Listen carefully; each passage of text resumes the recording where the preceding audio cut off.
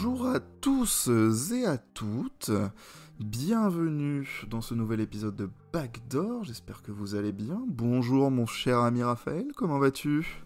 Coucou, ça va et toi ? Oh, plus jamais tu me parles comme ça. Mais écoute, ça va bien, ça va bien. Très content de vous retrouver. Ça fait longtemps que t'as pas fait une intro ? Exactement, c'est ce que j'allais dire, ça fait longtemps. Ça m'avait manqué mine de rien, mais très heureux pour cette rentrée finalement qui a lieu le début août. On est le 5 aujourd'hui si je dis pas de bêtises. Bref, le 6, mais c'est pas grave, on t'en veut pas. Le 6, je crois pas en les chiffres. Donc ouais, avant qu'on commence le sujet du jour, on va vous inviter à vous abonner, à nous suivre sur toutes nos plateformes. Mettez-nous des likes, des 5 étoiles, des commentaires. Parle de Backdoor à ton copain, à ton voisin, à ta meuf, à tes parents. Bref, fais la propagande. Et voilà, on va pouvoir gentiment commencer. J'ai rien de plus à dire, tu as été magnifique. Oh, arrête, je vais rougir. Donc, l'épisode de ce jour, nous allons parler de l'histoire de Jerry West. Alors, même si vous ne connaissez pas Jerry West, vous connaissez Jerry West, croyez-moi. En vrai, qui connaît pas Jerry West ? Personne, puisque si vous avez regardé ne serait-ce qu'un bout de highlight de NBA, vous avez vu Jerry West. Oui. Mais comment c'est possible, me diriez-vous ? Je vous répondrai en vous indiquant que la silhouette sur le logo de la ligue, eh bien, ce n'est pas n'importe qui, ce n'est pas un joueur quelconque. C'est bien Monsieur Jerry West, ce dernier qui nous a malheureusement quitté récemment, le 12 juin dernier, il avait 86 ans. Paix à son âme. Et donc, paix à son âme évidemment. Et donc, aujourd'hui, on va vous raconter son histoire, l'histoire du logo. Enfin, l'histoire de Jerry West avant l'histoire du logo quand même, faut pas déconner. On va vous raconter l'histoire du designer qui a fait le logo. Ce serait beaucoup moins passionnant. Ce sera beaucoup plus rapide surtout, et on n'est pas forcément là pour ça. Non. Même si je place mes billes, on va en parler un peu quand même, forcément. Oh là là. Oh oui, je fais un peu de teasing. Nous sommes le 28 mai 1938. Sais-tu ce qui se passe le 28 mai 1938 ? On est en pleine Seconde Guerre mondiale, non pas encore, même pas. Pas encore. Eh bien, Monsieur Jerry West vient au monde. Il naît dans un foyer très pauvre de Virginie occidentale, la fameuse West Virginia. Jerry West qui est né en West Virginia ? Ouais. Jerry West c'est Virginia. Un peu marrant. Jerry West Virginia, c'est ça. Country Road, Take Me Home. Tout ça, vous l'avez. Jerry est le 5e enfant sur les 6 de la fratrie de Cecil et Howard West, qui est un foyer très pauvre, comme je disais, puisque sa mère est femme au foyer, pas de travail, et son père est électricien dans une mine. Donc, ça ne roule pas sur l'or dans une mine. Oh putain. Électricien dans une mine. Métier un peu important, hein. Métier un peu important et un peu métier de métier con, un peu horrible aussi, hein. Ça doit pas être très simple, j'imagine. Non, métier à choper du cancer, ça. Ouais, clairement. Ouais. L'enfance de Jerry fut plus que difficile, hein, on va dire, puisque en plus de la grande pauvreté dans laquelle vivait la famille West, son père abusait régulièrement de lui et le battait. Hein, voilà. C'est pas fun, ça. Les années 40. Ne battez pas vos enfants, s'il vous plaît. Ne battez personne, d'ailleurs. Oui, de manière générale. C'est pas cool. Hein. C'était tellement violent que Jerry raconte qu'il dormait avec un pistolet chargé sous son lit pour se protéger de son père. Ah, donc quoi ? Ouais, ça pose le décor, hein. Il devait y aller violemment, monsieur West, avec son fils. Mais c'est ultra violent, wesh. Un peu, ouais, on peut le dire. Mais je suis complètement choc-barre. Ah oui, tu peux. Malgré tout ça, Jerry était un garçon assez sociable et qui débordait d'énergie. Malheureusement, cela ne va pas durer, parce que son grand frère David est tué pendant la guerre de Corée. Donc vous vous doutez bien que ce genre d'événement a des conséquences sur un jeune enfant comme Jerry. Mais il a une vie de merde. Ah, c'est vrai Pour que le l'instant. début est pas fun, je te l'accorde. J'ai connu Ouah. des débuts de vie plus simples. Ah ouais, non, là c'est terrible, hein. Ouais. Donc d'un Jerry très sociable et débordant d'énergie, cet événement va faire que son comportement va complètement changer, pardon, Mhm. et il va devenir très timide et très réservé. Oh putain, bah tu m'étonnes. Ouais, il y a que deux activités qui vont l'aider. Mhm. Déjà la pêche, dans un premier temps. Notre Belle ami Jerry activité. West est un pêcheur, c'est un chasseur aussi. Ah. Parce que t'imagines bien, vivre dans la campagne comme ça, un peu reculé de Virginie Oui, finalement c'était occidentale. culture. Voilà. Et puis surtout, évidemment, on en vient le basket, bien sûr. La balle orange. La fameuse balle orange. Il profite d'un panier de basket installé par des voisins de la famille West Ouais. sur leur grange pour y passer toutes ces journées, qu'il pleuve, qu'il neige, qu'il vente. Vraiment, rien ne pouvait détourner Jerry de son amour pour la balle orange. C'est bien Jerry. Pas même les corrections de sa mère lorsque ce dernier rentrait avec des heures de retard pour le dîner. Arrivé au lycée, évidemment que Jerry rejoint l'équipe du lycée. Il sera sur le banc pendant sa première année, mais malgré tout, il gagne petit à petit en expérience, en temps de jeu et tout, pour devenir l'un des meilleurs joueurs de son état. Ce qui est déjà pas mal, on va pas se mentir. Très Puis stylé. après, il va devenir l'un des meilleurs joueurs de tout le pays.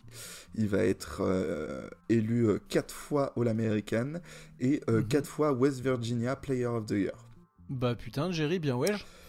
Ouais, fort. Franchement, bravo frérot. Ouais, il devient le premier joueur de l'histoire à inscrire plus de 900 points sur une saison au lycée, avec une moyenne de 32 points. Nous sommes le 24 mars 1956 désormais, et c'est un grand jour dans l'histoire de Jerry West, puisqu'il mène son lycée de East Bank jusqu'au titre de champion d'État. Fun fact, en hommage à l'enfant prodigue, le lycée change de nom à cette date pour devenir le West Bank High School. Mais Un peu non. marrant. Mais quel truc de fou furieux ça. Ah, le fact est très fun, hein. Ouais, Et c'est Et une vous, si tradition... Je dirais, vous, si votre lycée s'est renommé, s'était renommé à votre nom, qu'est-ce que ça donne? Dites-le nous en commentaire. Donc, c'était pas officiel, mais tout le monde l'appelait le lycée le West Bank, et c'est une tradition qui va perdurer jusqu'en 99, année où le lycée a fermé. Oh putain, Donc, ah ouais, c'est-à-dire d'accord, que c'est vraiment resté. le lycée s'appelait East Bank, mais tout le monde l'appelait West Bank parce que Jerry West était là, et juste ça de 56 jusqu'à 99 la fermeture. Mais c'est exceptionnel comme fact, j'adore. Écoute, moi aussi je l'ai trouvé très marrant quand je l'ai trouvé celui-là, je me suis dit ça va lui plaire. T'es revenu en force, toi, hein. Écoute, je me suis bien échauffé, I'm back. Bref, il fera son cursus universitaire non loin de chez lui, puisqu'il va aller à West Virginia University. Il va emmener son équipe jusqu'en finale du tournoi NCAA en 1959. Malheureusement, il s'incline contre California 70-71 en finale. Ah, c'était serré. C'était très serré. Jerry sera élu tout de même MOP du Final Four malgré la défaite en finale. Tiens. Vous allez voir, c'est une habitude chez Jerry. Tiens.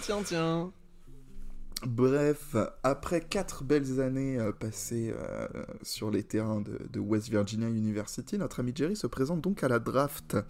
Nous sommes en 1960 et il sera choisi avec le 2e choix de la draft. Par quelle équipe ? Par les Boston Celtics. Et non, j'ai menti, les Los Angeles Lakers. Non plus, c'était les Minneapolis Lakers. Allez. Je me suis fait avoir mon propre jeu. Bien joué. En effet, il se fait choisir par les Lakers de Minneapolis juste avant que ces derniers soient relocalisés à LA. Oh, j'avais presque raison. Oui, mais pas tout à fait. Ouais, il est choisi par les Minneapolis Lakers et il ne jouera jamais là-bas, il y foutra jamais les pieds. Et ce sera que LA pour notre ami Jerry. D'accord. Alors, au début, en NBA, Jerry a un peu de mal à s'intégrer dans son équipe parce que, comme évoqué précédemment, il a un tempérament assez solitaire. Mhm. Et en plus de ça, il a une voix très aiguë, à tel point qu'on le surnomme Tweety Bird. Donc vraiment, c'est Titi, de Titi et Gourminet. Voilà, ça c'était Jerry West. Très Et bonne vanne. en plus de sa voix très aiguë, il avait un mais très fort accent des Appalaches. Et ça aide pas, hein. On va pas se mentir, le quand pauvre, t'arrives il a à LA. rien.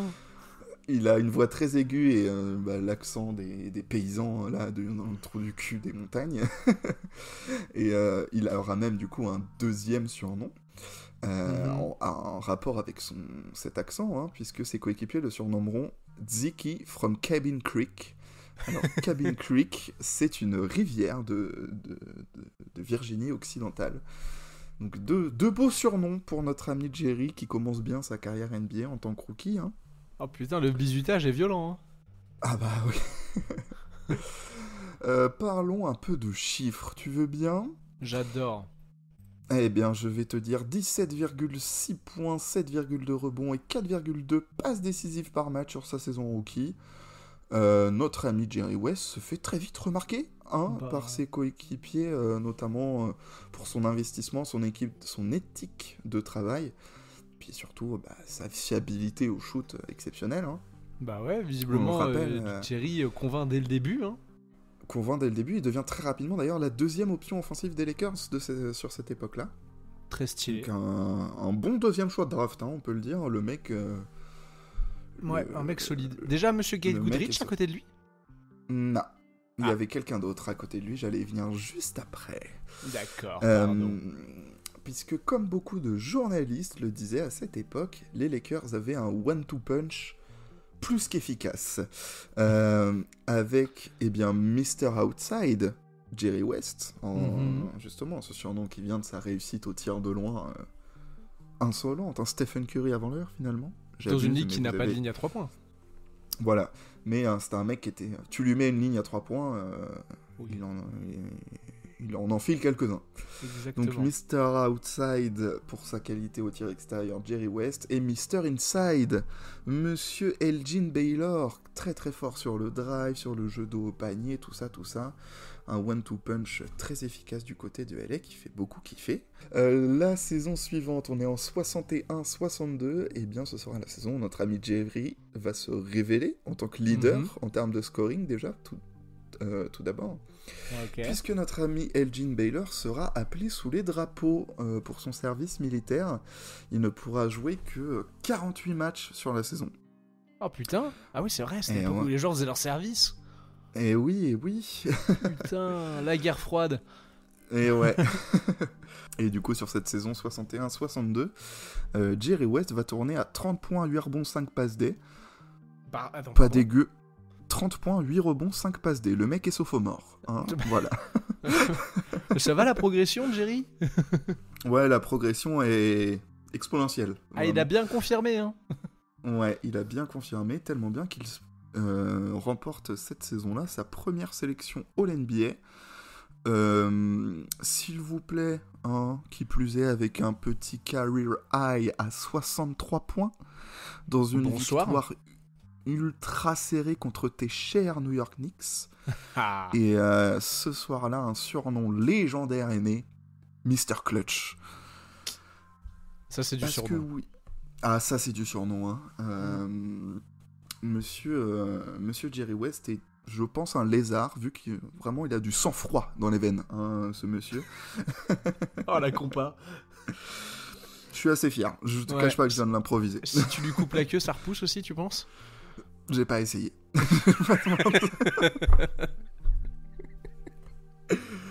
Bref, revenons au jeu, hein ? Oui. Allez. Cette saison-là marque également le début d'une rivalité historique. pas seulement une rivalité historique, de la rivalité historique du basket entre les Lakers et les Celtics, c'est les finales. Et donc on est en 62, première finale entre les Lakers et les Celtics, finale remportée par Boston, malheureusement, au bout du suspense lors du Game 7.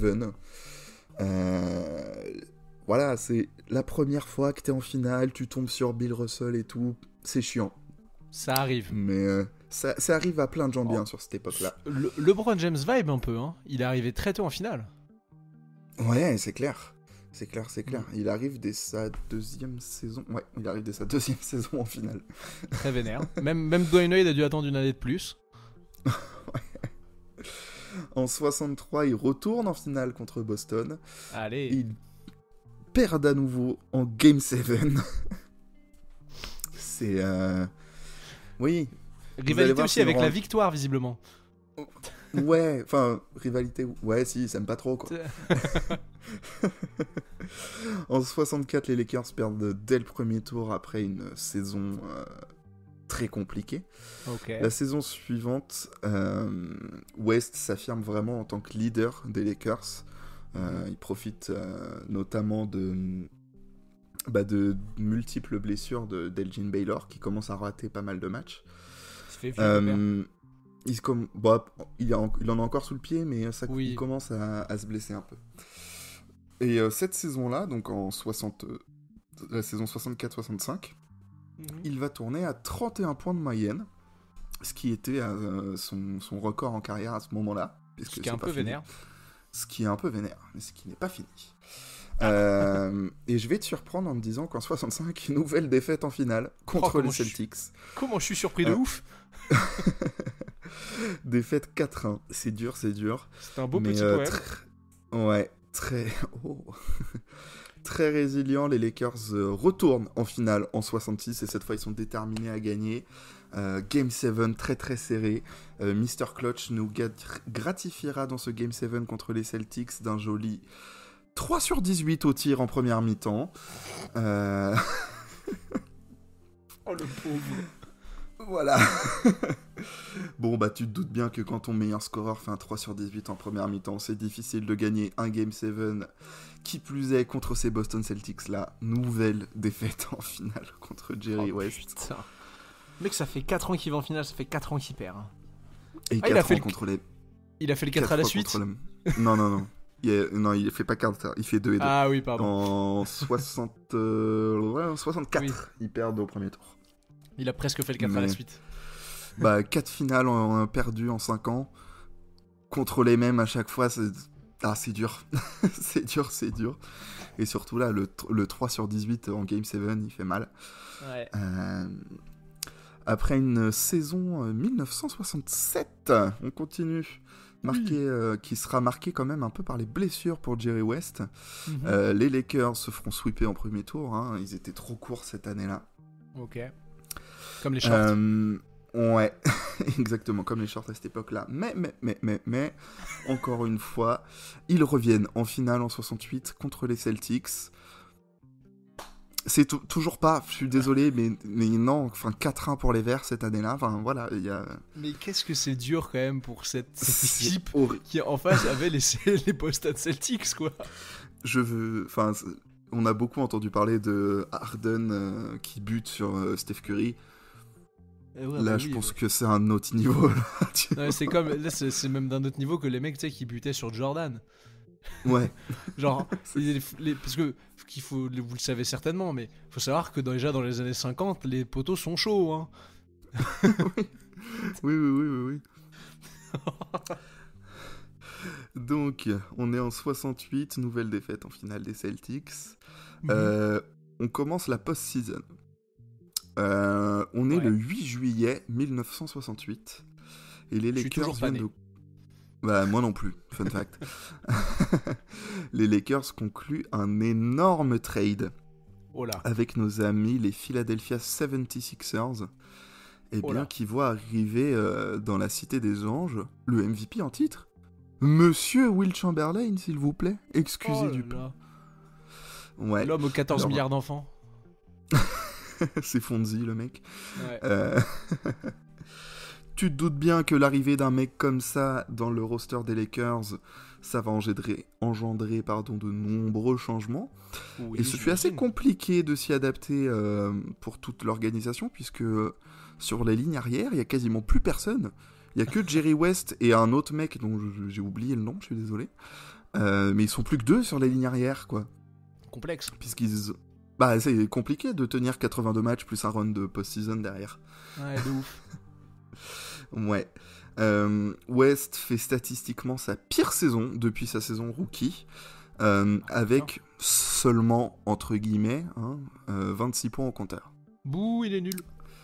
Après, t'as aussi un certain Will Chamberlain qui prenait quelques tickets shoot, on va pas se mentir.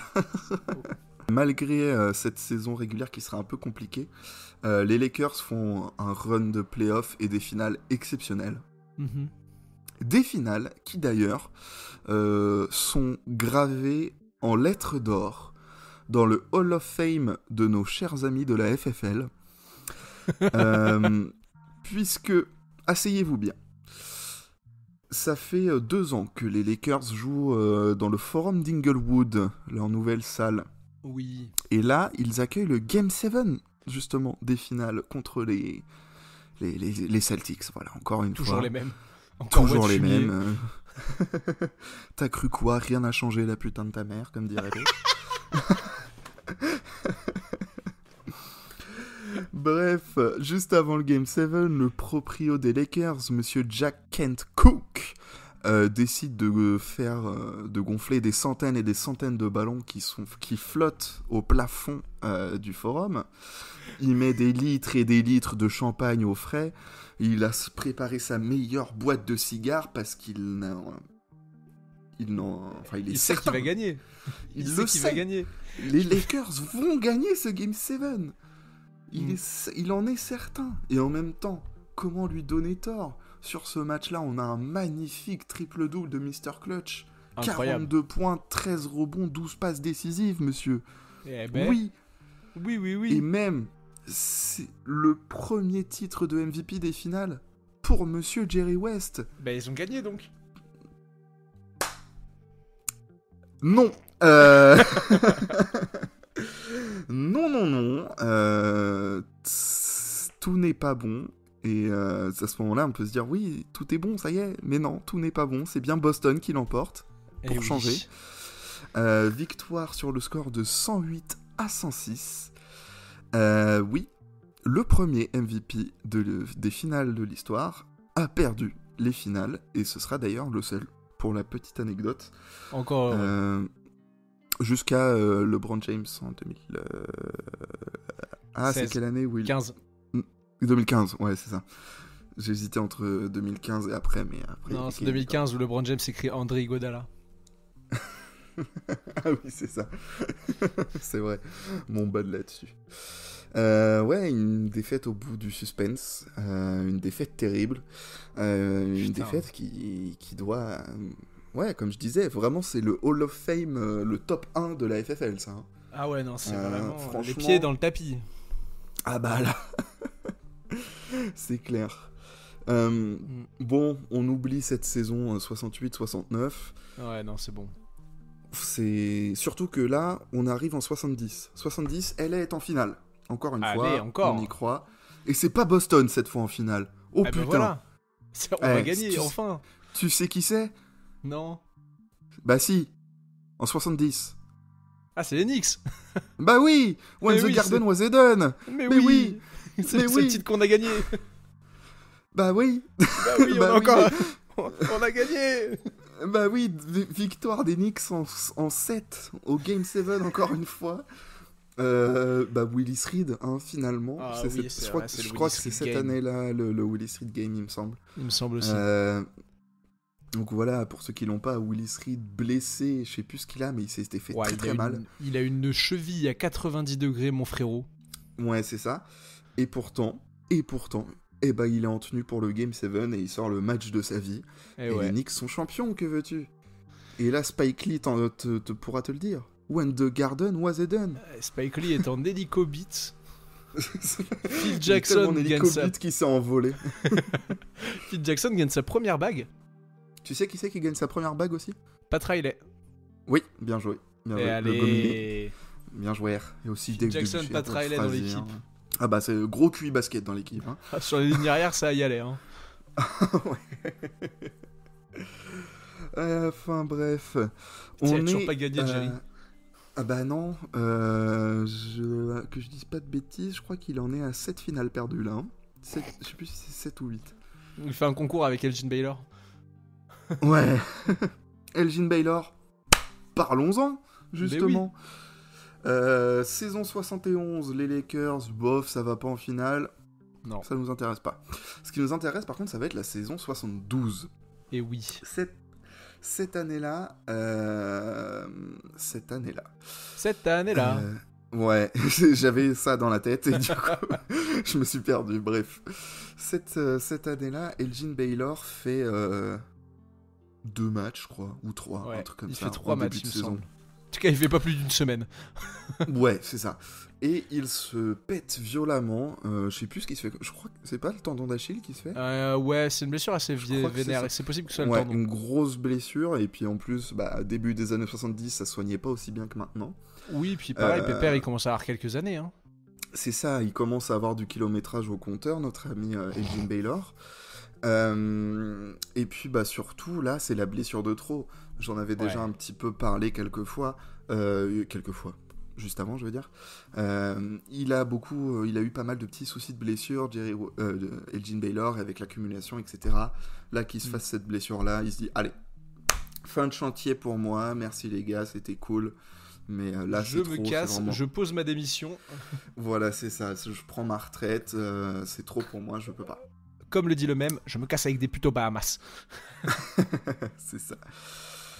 Cette saison-là, du coup, juste après, donc 3 matchs, 3 victoires pour les Lakers, hein, malgré la blessure d'Elgin Baylor. Ils vont continuer la streak et ils vont gagner leurs 33 premiers matchs de saison régulière. Ah putain, c'est cette année-là. Oui, le 33-0 pour commencer la saison. Beau petit début de saison. Ouais, beau petit début de saison. Attends, t'es sûr que c'est 33-0 pour commencer la saison? Oui. Il n'y a pas une défaite parce qu'il me semble que les Warriors ont le record de 24-0 du meilleur début de saison de l'histoire, non? Ah ouais? Ouais. J'avais noté 30... Je crois qu'il y a une... Bon, peut-être, on sait pas. Il y a un flou. Allez nous dire en commentaire. En tout cas, il y a un 33-0. Oui, à un moment donné, il existe ce 33-0. Il y a 33 victoires de suite, quoi. Voilà. Ça termine la saison avec 69 victoires. Eh ben, meilleure saison d'histoire à l'époque. Hein? Meilleure saison d'histoire à l'époque? Oui, meilleur bilan de l'histoire à l'époque. 69 victoires, c'est beau. Avant des taureaux, hein. Je crois que ça va tenir un moment. Hein. Des taureaux ailés. Oui. Ils retrouvent les Knicks en finale cette année-là. Coucou, c'est Renou. Coucou, c'est Renou. Au revoir. Hein, vraiment, cette année, les Knicks ne font pas le poids. Défaite 4-1, ça y est. Jerry West est champion. Enfin. Wouh! Ah, il est résilient, le bonhomme. Hein. Ah putain, ça on peut pas lui enlever, c'est clair. Hein. Ces finales de 72 seront les pires pour Jerry West, finalement, malgré son titre. C'est celle où il va le moins bien jouer.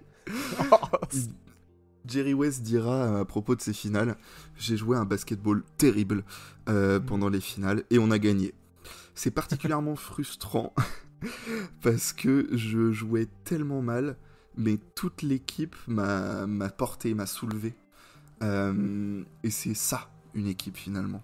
Et oui. Et ça, c'est beau. Ça, c'est beau message, belle morale. Belle morale pour Disney. Jerry. C'est clairement un shonen, la carrière de Jerry West. Ouais, non, clairement, par contre. Il faut en faire un animé, je suis désolé. Hein. Oui. Le peuple réclame ça. Bref, en 72, du coup, on approche quand même plutôt de la fin de carrière de Jerry. Et sa fin de carrière sera un peu compliquée. Pareil, il souffre de nombreuses blessures dans ses dernières années en tant que joueur. Ok. Et notre ami Jerry met fin à sa carrière en 74. On va plutôt dire que sa carrière prend fin. D'accord. Puisque, Alors qu'à la fin de la saison 73-74, Jerry vient de faire nous claquer une saison à 20 points de moyenne. Il est encore All-Star, hein. Putain, Donc, bien wesh. Il a encore du ballon, hein. Ouais, non, il joue. Malgré ses 36 printemps, il joue. Cependant, à cause d'un désaccord avec le proprio Monsieur Crook, à propos de salaire impayé, tout ça, ça va faire procès et tout. Il veut pas le faire rejouer et tout. Ok. Grosse bataille juridique. Gros bordel. Et Jerry dira qu'il pouvait encore jouer, il se sentait encore capable de jouer, mais il ne se voyait pas jouer ailleurs qu'aux Lakers, et finalement il a préféré prendre sa retraite.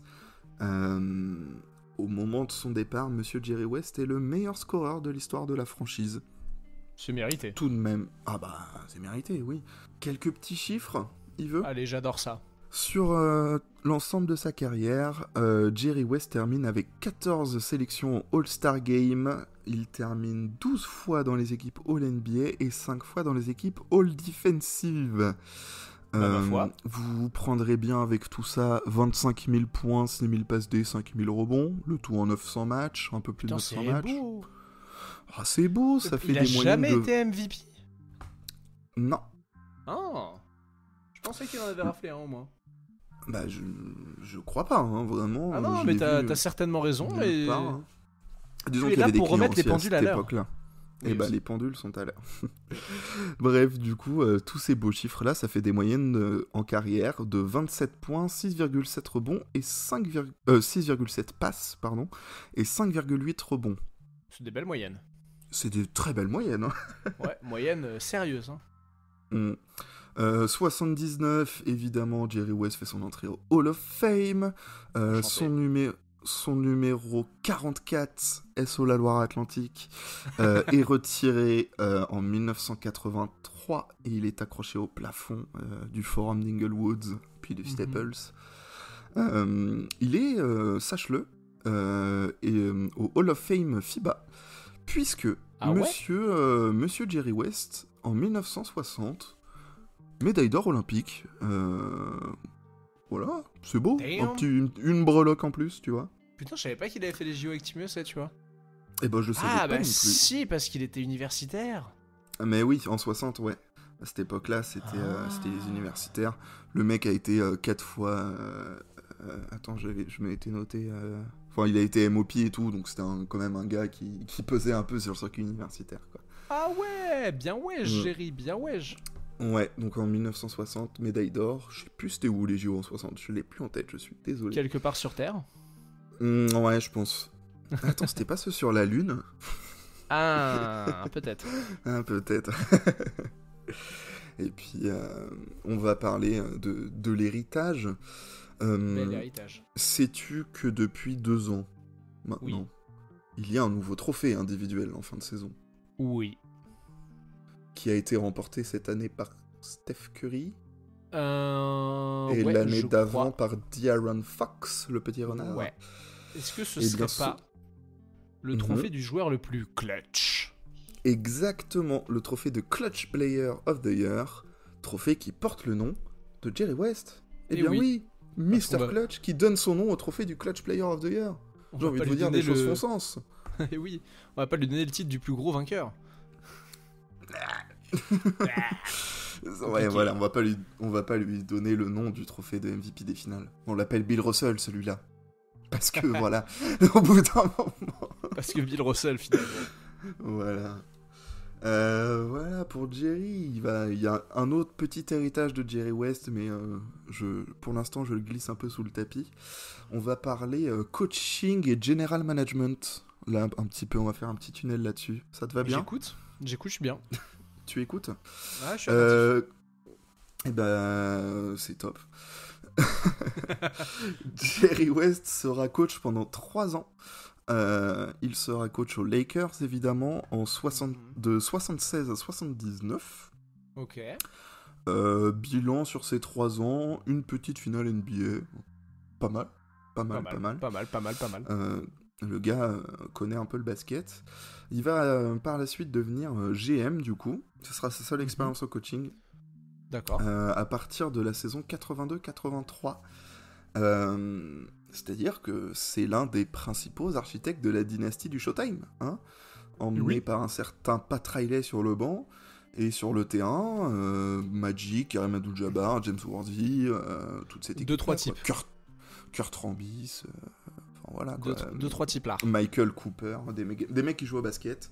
Oui. Et ça fait 5 titres en plus dans cette dynastie-là, hein, pour LA. Oh putain, oui, c'est vrai. 80, 82, 85, 87 et 88. Ma foi. Et oui. Bien sympa. Après un début d'année 90 un peu difficile pour LA, il arrive quand même à construire une équipe plutôt solide, hein, autour d'un gros pivot serbe, un certain Vlade Divac, Bon vieux Vlad. d'un petit arrière qui court vite, qui court partout là, Nick Van Exel, et de Cédric Ceballos aussi, qui était un bon joueur de basket, mine de rien. En vrai, c'est des mecs sérieux, hein. Ah bah ça commence, voilà, ça monte un peu. Puis arrive 96. Et là, rien ne va plus. Et là, rien ne va plus. Déjà, on va parler de la draft. Il y a la draft 96 est dans le top 5, c'est sûr, si ce n'est podium des plus grandes drafts de tous les temps. Si ce n'est la plus grande draft de tous les temps. Franchement, elle discute très très fort. Hein. Ouais, je pense qu'elle l'aime, mais c'est un autre sujet.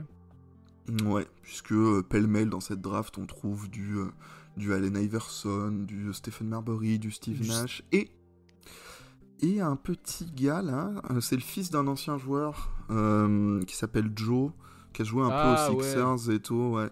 Un mec qui a passé sa jeunesse à Mulhouse et en Italie, quoi. Ouais, le surnom de son père, c'est pas le haricot ? Ouais, c'est ça. D'ailleurs, c'est le middle name de son fils, hein. C'est de Kobe Bean Bryant. Ah, mais oui, Kobe. Ouais, Kobe, le bœuf. Cobb. Ouais, c'est ça. Et oui, Kobe Bryant se présente à la draft en sortant du lycée, hein, qui plus est. Et notre ami Jerry West va faire tout ce qui est en son pouvoir pour récupérer ce petit gars-là. Je pense qu'il y a très certainement eu des... Tu vois les deux frères jumeaux mexicains là dans Breaking Bad. Je pense qu'il y a eu de ça à un moment donné avec Jerry West. J'adore la ref. Genre vraiment, tu sais, le GM de je sais plus quelle équipe qui rentre chez lui, tu vois, qui se gare. Et là, il y a ces mecs-là qui sont dans son jardin, tu vois, qui le regardent rentrer. Je vois très bien ce genre de scène. Très très bonne Donc scène. ouais, c'est finalement les Hornets qui vont drafter Kobe. Trade dans la foulée, on envoie Vlad Divac en Caroline du Nord et on récupère le jeune Kobe Bryant. Et vous ajouterez à ça, ce même été 96, la signature d'un gros agent libre. Un gros agent libre ? Un gros agent libre du genre qui pète les paniers. Ouais, il aurait eu son gros épisode par hasard ? Et il a eu son gros épisode, bien sûr. Donc voilà, ça c'était comment construire une franchise pour les nuls par Jerry West. Par Jerry West. Voilà, tu draftes un talent générationnel et tu en fais signer un autre talent générationnel. Et voilà. Il passe le flambeau en 2000, donc juste avant... Ah, il passe le flambeau juste avant les titres ? Ouais, c'est ça. Il passe le flambeau je pensais qu'il était encore là pour les titres, tu vois. Le premier du coup, à la fin, en 2000 il part. Il est là, ok. Ouais, donc autant vous dire que sur la construction de la dynastie, Jerry West il a fait les fondations, les murs, le placo, la peinture, et après il a dit voilà, la maison est construite et je passe les clés. Vous décorez comme vous voulez. Voilà, c'est ça. Putain, un vrai compagnon du devoir ce garçon. Ah bah exactement. On est à présent en 2002. Et oui, Jerry West accepte un nouveau défi. Il devient le general manager des Memphis Grizzlies. Tiens. Et oui, il dira à propos de son expérience à Memphis que après avoir fait partie des Lakers et du succès des Lakers pendant tant d'années, il avait toujours eu envie de savoir comment et d'essayer de construire une franchise qui pourrait gagner à partir d'une équipe qui n'avait pas eu tant de succès que ça. À partir d'une équipe de chier, tu veux dire ? Oui, il le dit pas comme ça, mais c'est ce que ça veut dire, quoi. Il dit mot pour mot, I have always wondered how it will be to build a winning franchise that has not experienced much success. Tu vois. Après, c'est un peu un bâtard, genre ça fait littéralement 3 ans qu'ils existent, quoi. Oui, mais du coup, ils avaient pas experience much success, tu vois. Oui, non, pour le coup, oui. Puisque bon, Vancouver, à cette époque-là, pas fou. Ça préfère le hockey. Ouais. Certes, aux Grizzlies, il ne parviendra pas à construire une dynastie qui va aller régner sur la NBA pendant des années et des années, mais néanmoins, il va poser des bases solides. Niveau fondation, c'est cool. C'est lui qui va drafter un petit gars qui a son épisode aussi. Un petit gars qui a son épisode. Ouais, un mec qui voulait être médecin. Ah, ok. Oui, tu parles de Dr House. Exactement, il va drafter Gregory House. Non, bien évidemment, il va drafter Monsieur Pau Gasol. La gasolina. Il va drafter la gasolina, j'ai envie de vous dire le flair, finalement. Le flair. Plutôt bien joué. Plutôt bien joué. Et avec ça, du coup, il quitte Memphis en 2007. Okay. Et après, on se souvient, au début des années 2010, les Grizzlies du grit and grind qui était quand même très solide. Oui. C'est Jerry West a participé à la construction de cette équipe-là, mine de rien. Encore une fois, le mec, gros cerveau basket. Ouais. Après, si je veux faire le relou, il a pas gagné encore. Mais bon. C'est sûr qu'on peut pas tout gagner tout le temps. Jerry West le prouve, finalement. Oui. Il faut savoir échouer. Il faut savoir échouer. Jerry West en sait quelque chose. Après ça, Jerry West il sera plus de GM, mais il va quand même être dans le board en tant qu'exécutif. Du côté des Warriors jusqu'en 2017. Puis ensuite du côté des Clippers de 2017 jusqu'à 2024, sa mort. Oui, c'est vrai qu'il en faisait encore. Il avait pas step down juste avant, par hasard ? Peut-être, oui, c'est vrai que dans ce que j'ai noté, il a marqué jusqu'en 2024. Mais je pense que oui, il a dû step down juste avant peut-être. En tout cas, il a fait Warriors où il a aidé bien à construire aussi. C'est ça, puis aux Clippers, Kawhi et Paul George, c'est lui. Alors certes, ça reste les Clippers. Voilà, ça reste les Clippers, ça a rien donné. Mais quand même, il t'a quand même ramené du beau monde à LA. Il a construit un truc qui aurait pu être bien. Mais bon. C'est vrai. C'est pas faux. Mais bon, la loose de Jerry West et la loose des Clippers, moi, ça fait pas plus, je suis désolé. Et malheureusement, ça marche pas toujours. Il y a toujours la contre-expérience Clippers. Ouais, c'est ça. C'est l'exception qui confirme la règle, finalement. On parle du logo ? On parle du logo. Parlons du logo. On est en gros dans les années 60-70. Je me suis pas noté la date. Je suis un boulet. Bref. La NBA veut se doter d'un nouveau logo parce que on va pas se mentir que jusqu'ici les logos de la NBA c'était moche. Oui, c'était complètement éclaté. C'était grotesque même. Et ça a généré difficilement de l'enthousiasme auprès du grand public, on va pas se mentir. Oui, on se ment pas là. La NBA avait beaucoup de problèmes par rapport à sa réputation à l'époque et elle voulait redorer son image. C'est ce que dira monsieur Alan Siegel qui a designé le logo de la NBA tel qu'on le connaît actuellement. D'accord. Alors ce mec-là, c'est une pointe dans le marketing et la com du sport. Et du coup, la NBA décide de lui confier sa commande. Bonjour Monsieur Siegel, on a besoin que vous me fassiez un logo un nouveau logo pour la NBA. D'accord. Il racontera qu'il a réalisé 15-20 croquis différents, juste au cas où. Mais tout le monde s'est rallié à la direction que nous avions finalement choisie pour le design. Je ne pensais pas qu'il était aussi puissant que celui de la MLB, qui est la ligue de baseball, mais il était distinctif et on aimait tous la verticalité. Je ne voulais pas faire quelque chose avec des joueurs en train de dunker. Ouais. J'ai toujours admiré les arrières et les joueurs polyvalents. c'est donc pour cela que Monsieur Siegel a finalement pris Jerry West en tant Que logo. que silhouette. J'aurais bien aimé voir sur- les autres croquis, ceci dit. Je sais pas si Moi ils ont aussi, déjà été publiés, mais je serais très curieux de savoir qui l'avait pris. Pareil, je serais très curieux de voir ça. Quand Siegel présente sa création à Monsieur J. Walter Kennedy, Ouais. qui était le commish à l'époque, il est tout de suite séduit et 30 minutes plus tard c'est validé. C'est vraiment Oh putain, direct, c'est fast. paf. C'est ça. Prenez mon argent. C'est ça.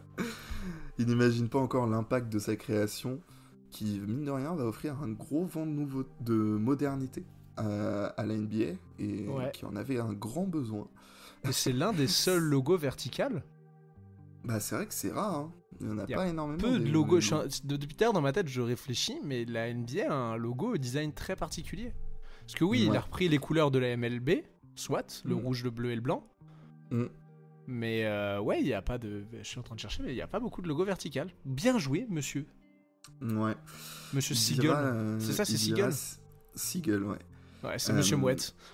Non, alors ça s'écrit pas comme ça, mais, mais ça se prononce pareil. Mais la vanille. Il dira j'ai trouvé 67 logos dans le monde pour tout type de sport qui s'inspire en grande partie du logo de la NBA. Comment ça m'étonne pas. Ce logo qui du coup a un retentissement international et une aura de fou. Bah, il est typiquement devenu plus iconique que le logo de la MLB dont il s'inspire, je pense. C'est ça.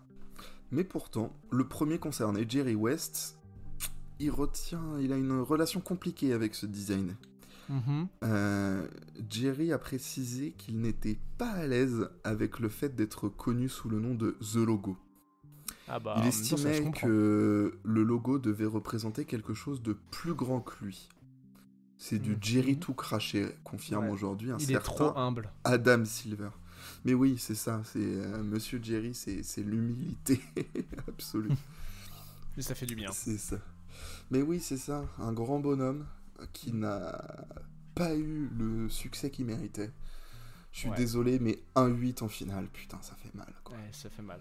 Après, Ça pour Tu ça... tombes sur la plus grande dynastie de tous les temps en face, quoi. C'est ça. Et puis il a aussi démontré que ton histoire s'écrit pas qu'au travers de la victoire. Ah bah, c'est sûr. C'est Genre, c'est un perdant magnifique, quoi. Oui, et puis enfin, aujourd'hui, ce qu'on retient de Jerry West, c'est pas le fait qu'il ait fait 1-8 en finale. Alors oui, il y a l'histoire du Non. logo, etc. Mais Ce qu'on va retenir, c'est Mr. Clutch, c'est ça, c'est mine de rien ce qu'il a fait après, parce qu'on aussi... notre surtout. génération, nous, je veux dire, Mm. nous on s'est intéressés, mais la plupart des gens de cette époque-là, je pense qu'ils connaissent surtout Jerry West en tant que general manager incroyable. C'est ça. C'est- Le mec qui était toujours dans les boards des équipes et tout. C'est ça. Gros cerveau basket, monsieur Jerry West. Mm.